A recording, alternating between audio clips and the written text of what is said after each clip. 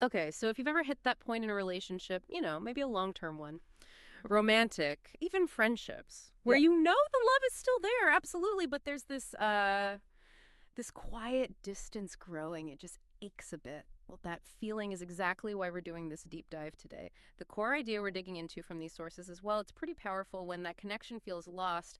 The real issue maybe isn't a lack of love. It's more that we don't quite grasp the natural developmental cycle that all deep relationships go through. And the way back, apparently, it's all about respect. That's right. That's the mission today. We're mapping this journey using something called the respect curve. It basically lays out three stages that pretty much any significant bond will travel through. Hmm. Dependence first, then independence, and finally, hopefully, interdependence. And what makes this framework so useful, I think, is how it highlights these four specific kinds of respect. They all need to stay sort of in balance. We're talking respect for yourself, respect for the other person, respect for the unity you've built, and also, crucially, respect for individuality, for your separate lives. If those get out of whack, start pulling against each other. That's where the tension really starts to build. Okay, right. So let's ground this a bit. The sources argue that you, the listener, you've actually lived this exact pattern before, long before any romantic partner came along. It started way back in childhood. Exactly. Yeah. Think about what the sources call the child-adult curve. First, you have the dependence phase. As a little kid, respect is just assumed, right? Yeah. Your parents or whoever raised you, they're basically gospel. Their word is law. They steer everything. But then comes the dip, that really tricky but necessary separation phase, independence, or, what we usually just call teen rebellion, Yeah, been there. right? Suddenly those gospel figures, complete idiots, couldn't possibly understand anything about your world. And that messy, sometimes pretty painful, pulling away, it's actually vital for figuring out who you are separate from them. And the really interesting part is what comes after the mess. Eventually, you grow up, you hit adulthood, and you enter interdependence. You start seeing your parents differently, not as gods, not as idiots, but just as people. Flawed, human, probably doing the best they could with what they had. That's the big aha moment, isn't It it? really is. The sources give the great example of Alex, who had this realization around 34. Alex was just drowning in work stress, trying to keep a home running, juggling everything. And suddenly it clicks. Their own parents were dealing with this exact same pressure, this like level of constant struggle at that same age. Mhm. It's that moment you realize you're now carrying the same weight you maybe criticized when you were younger, looking from the outside. Yeah, and it's those little, really specific details that make it land. Hmm. Alex remembered their father after work, just sitting in the parked car in the driveway, sometimes for 10, 15 minutes, Wow. just sitting there, not moving, trying to, what? Just breathe, probably, before walking into the house, into another whole set of demands. And now, years later, Alex finds themselves doing the same thing, hiding out in a quiet room for an extra 5 minutes before facing the noise. That need for a buffer. That silence, that need to just reset mentally, it's so relatable. So those early patterns really do set a stage. If we take that self-awareness, that understanding, how does this curve play out when we start, say, a romantic relationship? Let's talk stage one, dependence. Yeah. The honeymoon phase, or as the sources put it, the honeymoon trap. Right. This is that initial phase of emotional fusion. Everything feels easy, connected. You're perfectly in sync, like one brain with two bodies, as Alex described it. And this initial bond feels amazing because psychologically, agreement feels like oxygen. You naturally put the we way above the me. Unity is everything. And that closeness is super important, right? It builds the foundation, emotional Mhm. safety, trust, all that good stuff. Absolutely critical. But the sources are really clear. Dependence is like scaffolding. It holds things up while you're building, but it's not meant to be permanent. It's not a lifelong address. It's inherently unstable for the long haul. So where does it start to go wrong? When does the scaffolding start to feel shaky? The turning point often comes when that closeness shifts from being a joy, a choice, to feeling like an obligation, a mandate. Think about Alex again, wanting just 1 hour alone on a Saturday morning after a brutal week, just to think, to decompress, and their partner feels genuinely hurt, saying, but we always do Saturday mornings together. Oof. Yeah. And suddenly, wanting that space feels like you're betraying something sacred, even though you're just trying to respect your own need for a minute, respect for self, like you said earlier. Precisely. The very closeness that felt like safety now starts to feel a bit like, well, surveillance, or at least expectation. Mm. The dynamic shifts. Connection stops feeling like this effortless energy source and starts feeling like pure logistics. like life maintenance. Wow. And when that happens, the insight is kind of stark, but simple. Love turns into management. Love turns into management. That really hits. It suggests that the structure, the dependent structure, just can't hold the relationship's need to grow anymore. It forces a break. And when that structure gives way, you get pushed, often quite uncomfortably, into the middle stage. Independence. It's exactly. Welcome to stage 2, independence, the dip. This is the big one. This is where most couples get stuck, and crucially, they mistake it for incompatibility. You start feeling trapped, restless, like you just can't breathe. You crave quiet, personal space, control over your own time, your own decisions. Okay, but wait. If we're pulling away, if there's all this conflict during independence, doesn't that kind of prove its incompatibility? If the love was right, shouldn't it just feel easy merged? See, that's the core misunderstanding, according to the sources.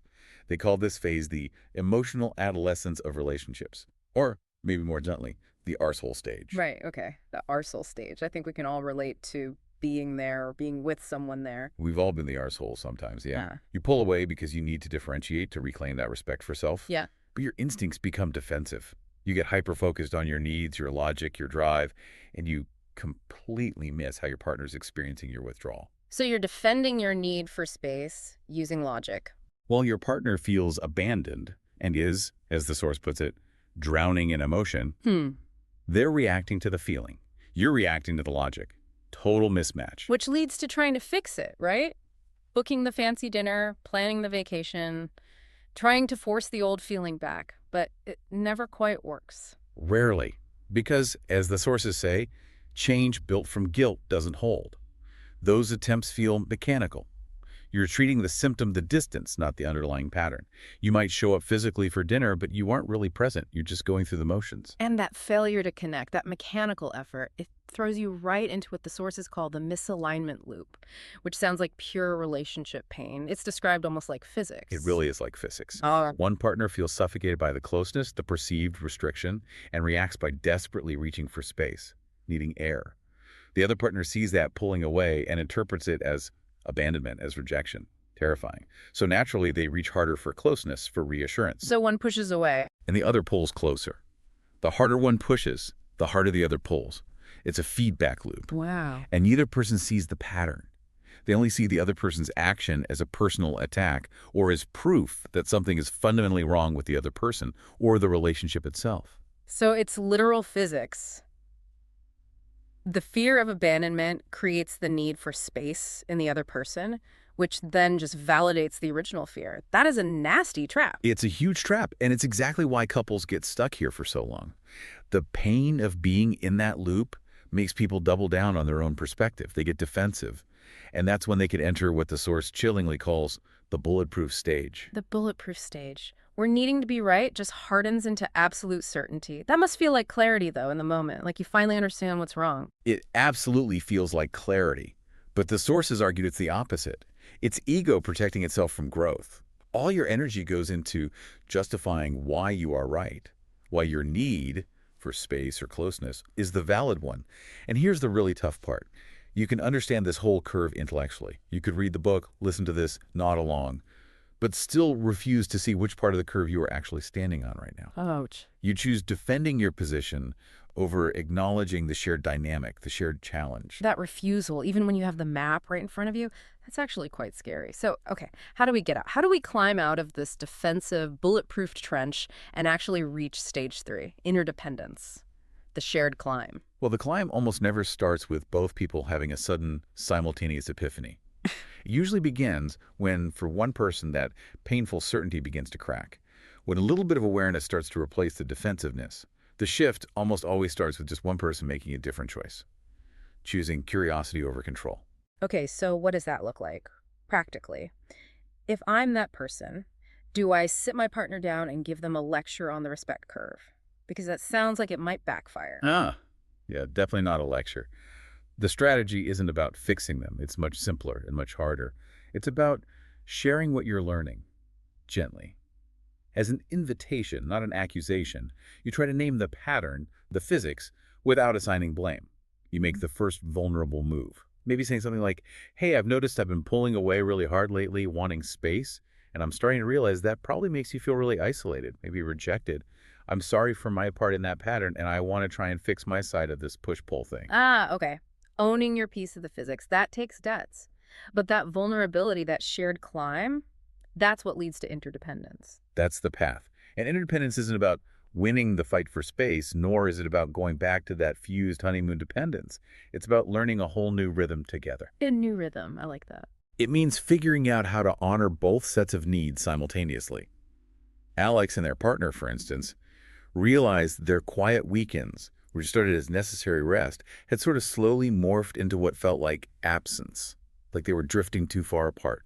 They had to consciously learn to call yourselves back to the center before that comfortable distance turned into a permanent break. It required active, shared effort in developing a shared language for it. And that connects perfectly to the sources circle analogy for interdependence, right? Honoring the shared center, the routines, the trust, the history you've built together. Exactly. And also honoring the unshared edges, your individual freedom, your need for rest, your personal passions and friendships, both are equally important.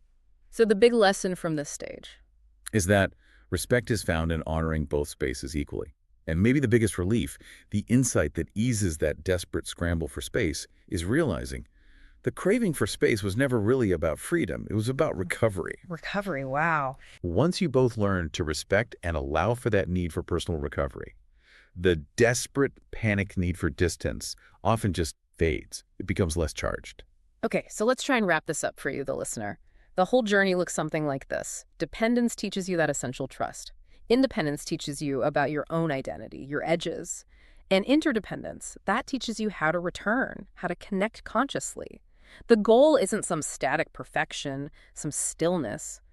It's finding a sustainable rhythm, knowing you'll oscillate, but learning how to navigate it. And it's so important to remember this curve is universal. It shows up everywhere. Your job, your relationship with your kids as they grow, even your relationship with yourself, your goals, your body image, it repeats. Maturity, in this context, isn't about never hitting the dip again. It's simply about noticing it sooner. What? Which means, yeah, maybe you lose alignment faster, things might feel off quicker, but the flip side is you find it faster too.